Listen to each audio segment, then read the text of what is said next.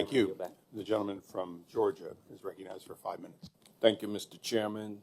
The COVID-19 pandemic was devastating for many Americans, but artists were some of the hardest hit in this country because live venues all shut down. This meant that artists had to rely largely on their royalties from streaming services in order to stay afloat. Mr. Porter, can you describe what this experience was like and whether artists can earn a living on streaming royalties alone?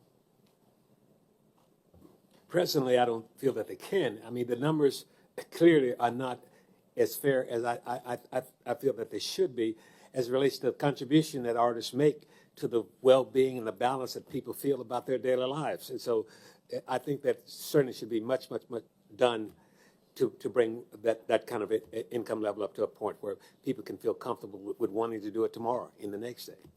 So no, I don't feel that we're there yet. Mr. Tashian, what can you add to that?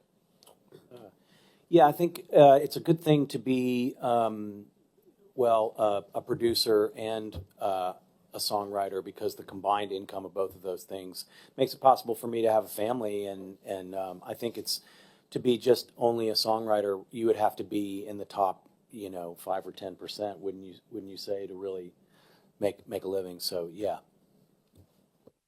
Thank you.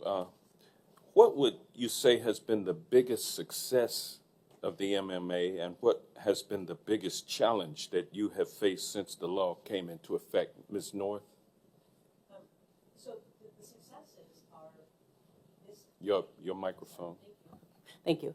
The successes relate, in my opinion, to the blanket mechanical license. The previous method of one-by-one licensing absolutely didn't work. So the blanket license brings us in parity with the rest of the world licensing model. That was excellent.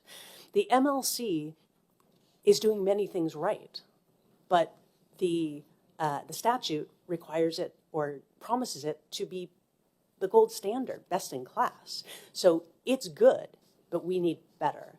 The Classics Act, no question, that was a huge benefit to performers and owners of those pre-1972 recordings. And I think the codification of the LOD process at Sound Exchange unquestionably is a true benefit. Thank you, Mr. Molinar.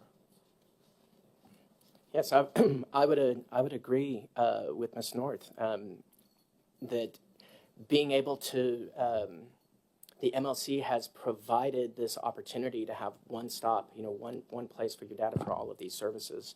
And again, as we've repeated, being able to be in control of your data and having that, that transparency to it. Honestly, our challenges, as has been mentioned here, was the timing of the statute. We had a very short window. This is a technology company that meets creators. It is such a unique institution, and we put it up in a year and a half, 2 years, through a global pandemic.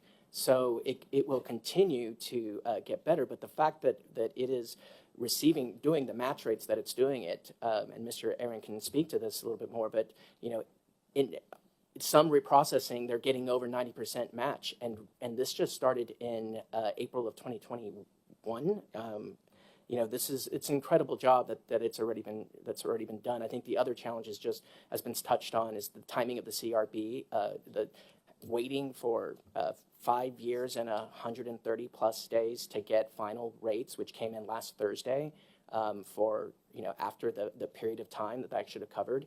And we can spend more time on that if you prefer, but that is incredibly frustrating and incredibly disruptive to my business. Okay, thank you. Mr. Levin.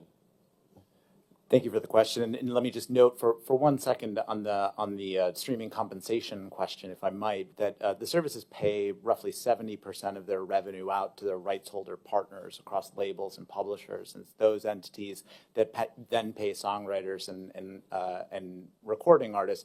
And we are very proud to have been part of the settlement, reaching the highest rates ever for mechanical rates going forward for this period and the next and moving forward. And so the conversations around streaming economics are important to have on a holistic level.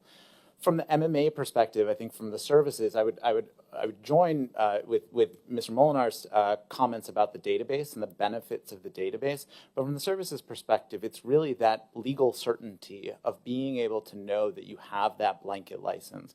The prior system simply didn't work. Again, challenges. And on the challenges front, I really do think to steal a line from Mr. Tashin's testimony, I think it's navigating that line for the MLC between administering the license and setting policy and rules. One is what the MMA intended, and the other actually goes beyond what they're supposed to do. All right, thank you, Mr. Aaron. If I might, Mr. Chairman.